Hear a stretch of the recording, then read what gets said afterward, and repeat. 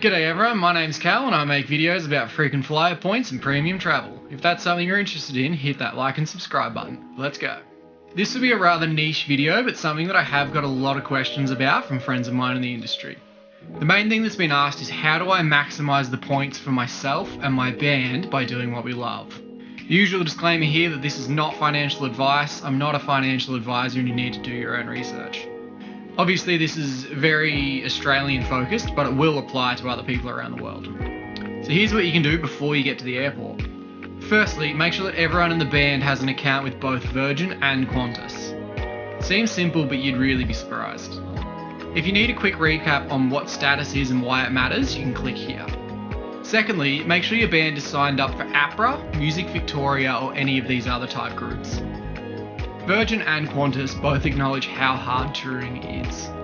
But with the help of these groups, you can get a free luggage allowance of up to 69 kilos across 4 pieces every time you fly. The third bit of advice I can offer, regardless of which airline you choose, is to book your flights early. It's amazing how often I see bands flying at 6 o'clock in the morning the day of a show and wait 9 hours to do nothing, or 6 a.m. the morning after a show running on 2 hours sleep because it was the cheapest option, only to find out that it's because they booked their flights 2 weeks before the tour. Both airlines stagger the release of their seats, so the earlier you book, the cheaper they're going to be, the more likely you are to get reasonable flights during the day. Flying at reasonable times goes a long way for the health of your band and your crew. You can see here that the same flight 3 months apart is nearly $60 a ticket difference. As soon as you're booked to do a tour or a show and you're booking crew, book your flights straight away. Another tip I have is that if you have any members of your band or group that live at the same residence or who are families, to implement the family pooling system. Head over here to find out what that is if you're not sure. But in short, it would be really beneficial for someone in your group to have status. Even if only one person on the booking has gold status or above, everyone in the group will have access to priority check-in, boarding and luggage handling. Plus, it'll make your life easier with any airline costs. So, rather than everyone slowly grinding up through the status, get one person to gold straight away and then work backwards. Speaking of status, one of the most important things I can mention is to make sure you're staying with your airline of status, especially when flying internationally.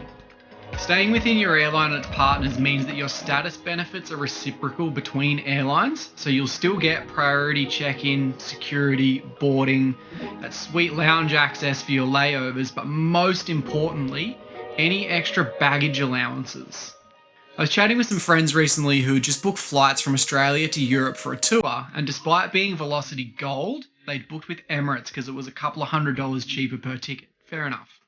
But when I'd noted that they had no status at all with Emirates, we quickly did the numbers on the extra baggage costs. If they flew with Etihad, who are a Velocity partner, they would have each had an extra 15 kilos of luggage due to their Velocity Gold status, as well as the other benefits listed. If we look on the Emirates website, at check-in, they charge $50 per kilogram of extra luggage. If you do the maths on that extra 15 kilograms they would have had flying with Etihad, that's $750 per person to get the same luggage allowance as if they paid slightly extra for their tickets and booked with Etihad. Now obviously you can buy luggage online prior to check-in, and if you know you'll need it, we absolutely recommend that since it's usually about half the price. But I hope that gives a small glimpse of why it is really important to stay within your alliance.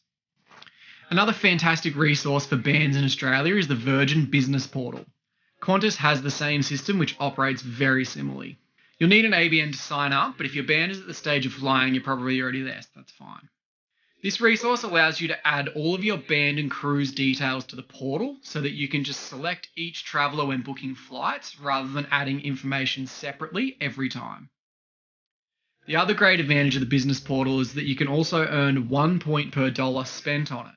So for example, if you book flights for 5 people, Melbourne to Sydney to Brisbane back to Melbourne, on these specific flights would have been a total of $2,585, meaning your band's business account would get 2,585 points, as well as everyone flying still getting their own individual points and status credits.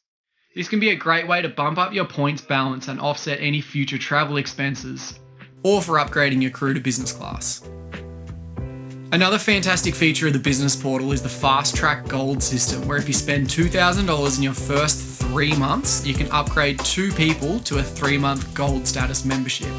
If you're booking your first tour, this would be an unbelievably good idea to make sure that you get those great perks like priority check-in from your first flight, as well as lounge access for those 2 gold status holders and 2 guests. Plus, you would only need to get 80 status credits each to retain that gold membership for another 12 months, which you could potentially get in the first weekend. Adding to the points value, another great option is to get either yourself or your band an airline-based credit card to book all your travel on.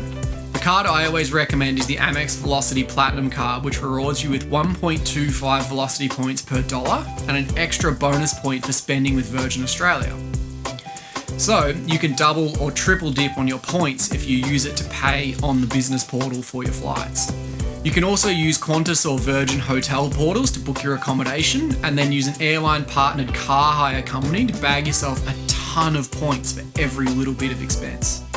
So now you've got your tour booked and you're arriving at the airport. Keep everyone together.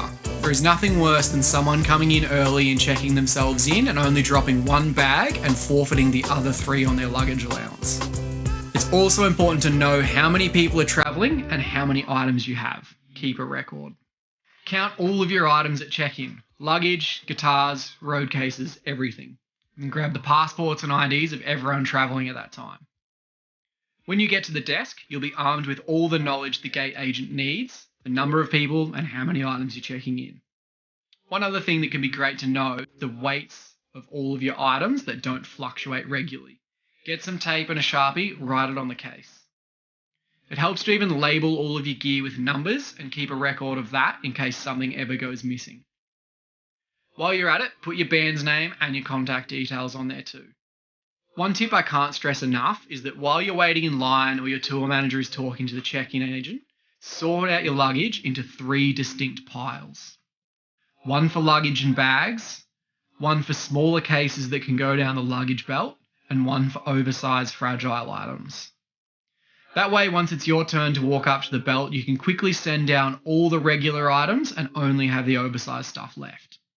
One exception I have for this is if you're a smaller group and you do this pretty often and you know that you have enough luggage between yourselves and you don't need the extra allowances, is actually to split up. It's easier to have 4 people go to 4 different check-in desks with their 3 bags than to all go to 1 and overwhelm 1 gate agent if you really don't need to. Once that's done and you have your ticket, that's kind of all there is left to do it, apart from making sure you don't miss your flight. When you arrive, there is one big secret people actually don't want you to know. Instead of paying for trolleys for all of your gear, there is 2 great options. One is to go to the baggage offices and see if any of the big red trolleys are available.